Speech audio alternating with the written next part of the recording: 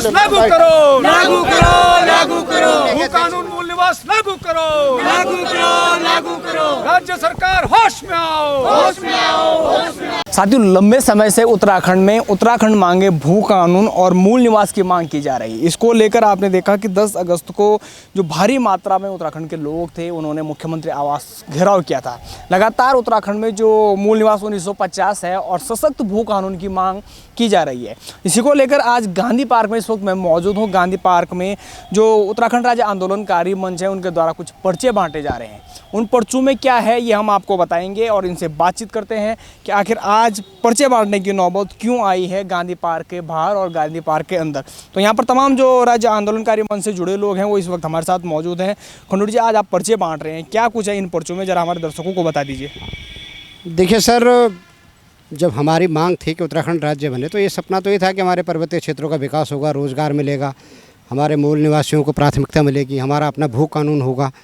लेकिन देखने में आया कि राज्य बनते ही जहां दूसरे राज्यों में मूल निवास 1950 लागू था, हमारे नीति निर्धारकों, हमारे अधिकारियों ने मूल निवास की व्यवस्था ही समाप्त कर दी। जबकि होना यह था कि मूल निवासियों को प्राथमिकता, जैसे समूह घा के पदों में हर स्टेट का अपना, कहीं उद्योगों में 70% है, कोई अभी आपने देखा होगा हरियाणा में 75% कर दिया, मध्य प्रदेश में 80% है, महाराष्ट्र में भी है। पंजाब वालों का अपना आगे 10वीं पास होना चाहिए तो तब वहाँ नौकरी में अप्लाई कर सकते। हिमाचल का आपको पता ही है, विश्वविख्यात है कि उनका ना भू कानून मूल निवास से बाहर वाला। लेकिन यहाँ ऐसी नीतियाँ बना दी गई कि खुला खेल फरोगा, जो आओ पहले पाओ। यहाँ हालत ये हो गई है कि आदमी अपने बिहार का भी, यूपी का भी मूल निवासी है और उत्तराखंड में आकर यहाँ का स्थायी निवासी, वो यहाँ का भी लाभ ले रहा है, अपने मूल राज्य में भी यहाँ भी वोट दे रहा है, वहाँ भी दे रहा, और हमारे लिए 13 जिले सीमित हो गए। तो हमारा युवा कहाँ जाएगा भाई? तो यहाँ पर क्यों नहीं ऐसी नीतियाँ बनाई जा रही हैं, जबकि ये पहले व्यवस्था थी। जबकि हम यूपी में थे तो मेरा खुद का 89 का मूल निवास बना हुआ, अब हमें कहते हैं तुम्हारा ये मूल निवास नहीं चलेगा, स्थायी निवास बनाओ। क्यों? अब हम पिताजी का तो मैं मूल निवास लेके घूम रहा हूँ, मेरे बच्चे स्थायी निवास लेके घूम रहे हैं। अब वो यहाँ आया हुआ कल का जो 2000 के बाद आया, वो बिहार के हो चाहे किसी का भी स्टेट, वो और हमारे बच्चे, हमारे जो बच्चे हैं बराबर हो गए, सेम अधिकार है। पहले एम्प्लॉयमेंट में ये था कि भैया आपका नामांकन जरूरी है। एम्प्लॉयमेंट में नामांकन के लिए प्रक्रिया था कि स्थायी निवास या मूल निवास चाहिए होता, तभी नामांकन, एक रोक लगी हुई थी। 2018 में त्रिवेंद्र सरकार ने वो भी समाप्त कर दिया। अब वो ऑनलाइन अप्लाई और अब पूरे ऑल ओवर इंडिया से अप्लाई कर रहे हैं, और हमारे लड़के वहाँ, हमारा सुदूर पहाड़ पिथौरागढ़ में, वहाँ की लड़की कैसे नोएडा और मेट्रो सिटी की लड़कियों से, लड़कों से मुकाबला कर लेंगे भाई? अच्छा, इसको लेकर लंबे समय से मांगे की जा रही है और 10 अगस्त को हमने देखा कि हजारों की संख्या में जो लोग हैं वो सड़कों पर उतरकर सीएम आवास को उताव कर रहे थे। आपको लगता है कि सरकार के कान में अभी तक कोई जूं नहीं रेंग रही है? देखिए, सरकार मिलने जाओ, मैं बहुत बढ़िया भू कानून बना रहा हूँ, मैंने समिति बना दी है, लोकायुक्त परवर समिति को सौंप दिया, भू कानून के लिए समिति बनाई। 1 साल तो उस समिति का आएगा, रिपोर्ट का आए हुए हो गए, तो लागू कब होगी? इन्हें परवर समिति खेलने का। एक राज्य आंदोलनकारियों को आरक्षण था, वो भी परवर समिति को सौंप दिया। इसके पीछे उनका ये कहा, तर्क ये दिया जा रहा है कि राज्य में जो संसाधन है वो बढ़ेंगे, जो औद्योगिक क्षेत्र है वो बढ़ेंगे। ऐसा साहब, नारायण दत्त तिवारी जो ये औद्योगिक क्षेत्र ये कहते हैं ना, जितने उद्योग सड़कुल से लेके इधर सेलाकुई से लेके लाल तप्पड़ से हरिद्वार कुमाऊं में जितने उद्योग लगे सब नारायण दत्त तिवारी जी के टाइम के लगे हुए। आज तो भाग रहे हैं। नारायण दत्त तिवारी जी ने कौन सा समिट किया, और कौन? नारायण दत्त तिवारी जी ने हमारे कहने से 500 मीटर का सख्त भू कानून बनाया, और उनके टाइम पे नियम था कि नगर निगम के क्षेत्र का बाहर कोई विस्तार नहीं होगा, नगर निगम क्षेत्र में छोड़ते 500 मीटर, आउटर में नहीं होगा।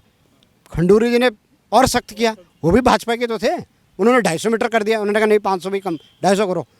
लेकिन उन्होंने एक हल्का से कर दिया था कि नगर निगम क्षेत्र, अब वो उस कानून का लूज पोल का फायदा उठा रहे हैं, नगरीय क्षेत्र बढ़ाए जा रहे हैं और खेतों को मिला रहे हैं और उसको फिर बेच रहे हैं।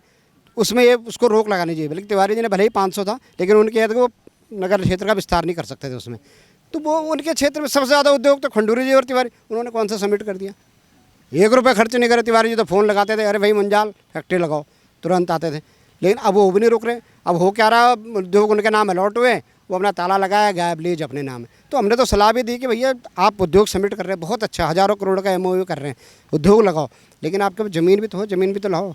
कहाँ वह सुरकंडा के नीचे दुकान तोड़ के वहाँ थोड़ी उद्योग लगाओगे? कोई ऐसा उद्योग या तो लाओ जो पहाड़ी क्षेत्रों में लगे, तो वहाँ का पलायन रुके।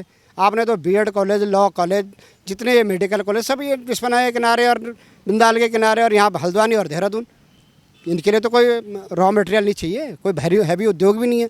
ये BEd कॉलेज, लॉ कॉलेज ये तो खुल सकते हैं पहाड़ों में। अगर वहाँ खुलेंगे तो वहाँ का दूध बिकेगा, वहाँ के दुकान वालों का, वहाँ के कमरे किराए पे जाएंगे, वहाँ का बच्चा वहीं रुकेगा। पहाड़ का बच्चा काहे के लिए आ रहा है? पहले का बच्चा आप और हम क्या करते हैं, इंटर पास करते थे फौज में भर्ती हो गए या नौकरी ढूंढ ली, तब आते थे। अब आज तो इंटर कर रहा और वो ग्रेफ वगैरह में पढ़ने, उत्तरांचल यूनिवर्सिटी में पढ़ने। पहले वो आ रहा, फिर माँ बाप वहाँ रहे, लड़का यहाँ किराए पर रह रहा, फिर माँ बाप भी पढ़ने आ जा रहे, फिर वो लड़का यहाँ से बेंगलोर, फिर बेंगलोर से अमेरिका और फिर लौट के नहीं आ रहा वापस, परमानेंट पलायन हो गया।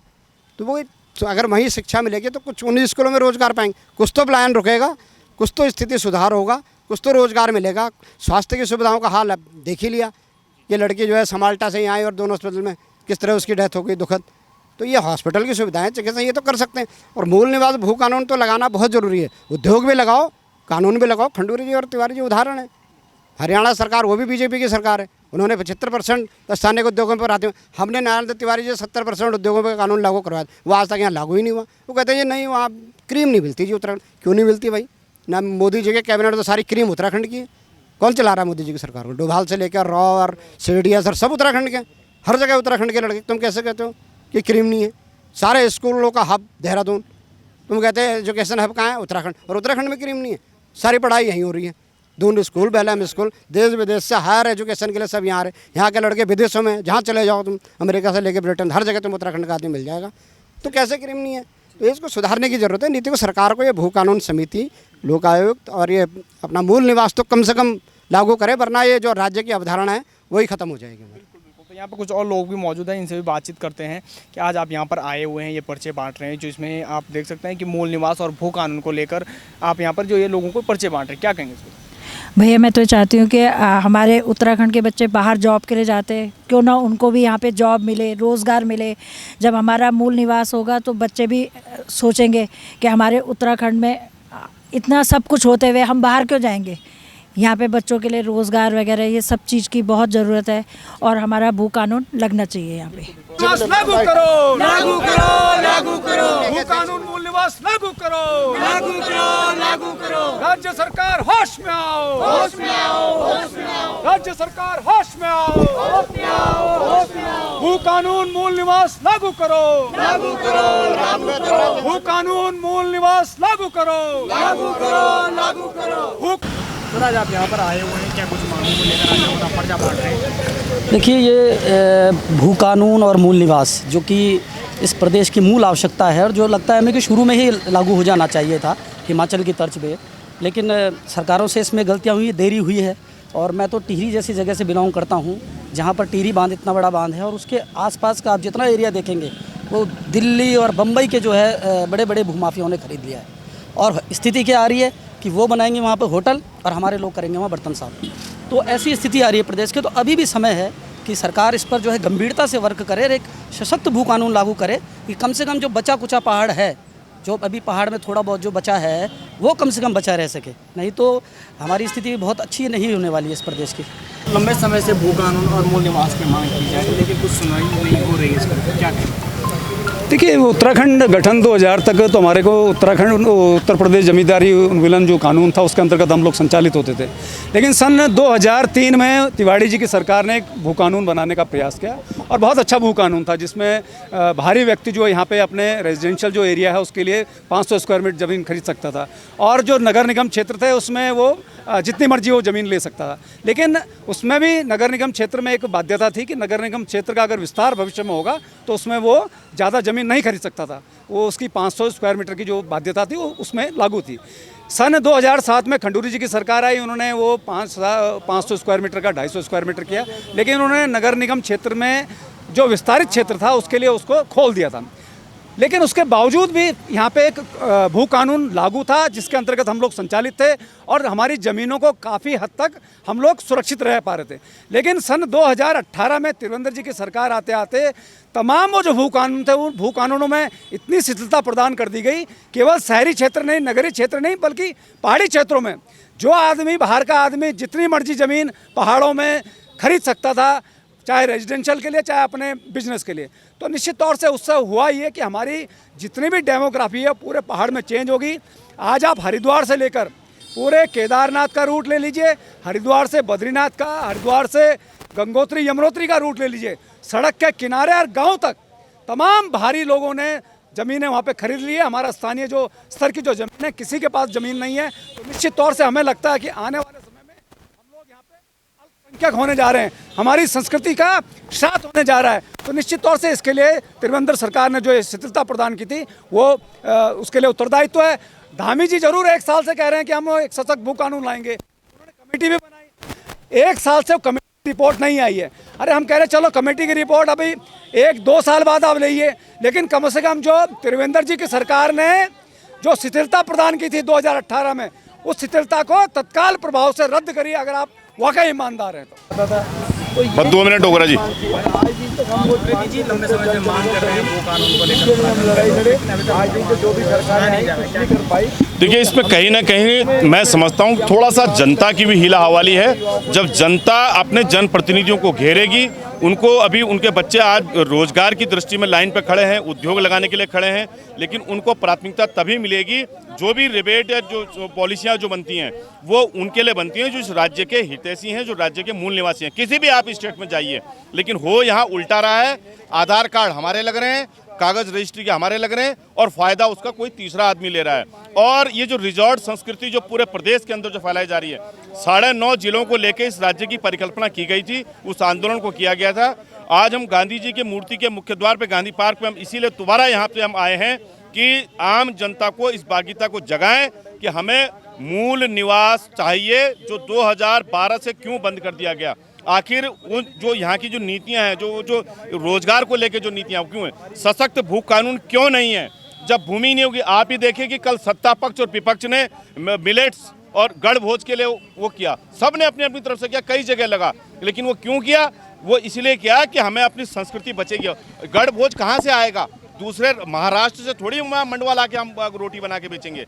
वो तब होगा कि जो है जब हम हमारे मूल निवासी होंगे, हमारी सशक्त भू कानून होगा तो जमीन बचेगी, और पहाड़ों पे जो जिस प्रकार से संस्कृति को बचाया जाएगा तब हम जाके इन चीज़ों को लामबंद कर पाएंगे और निश्चित रूप में हम इसमें सफलता प्राप्त करेंगे। मुझे पूरा विश्वास है कि सरकार, आपके चैनल के माध्यम से मैं अपील करना चाहता हूं कि 2018 का सशक्त भू कानून रद्द करे और जल्दी से जल्दी हिमाचल की तर्ज पे, हिमालयी तर्जों पर जो बाकी के जो राज्य हैं उस पर अपना काम करे ताकि हम उसमें सफलता प्राप्त कर सकें।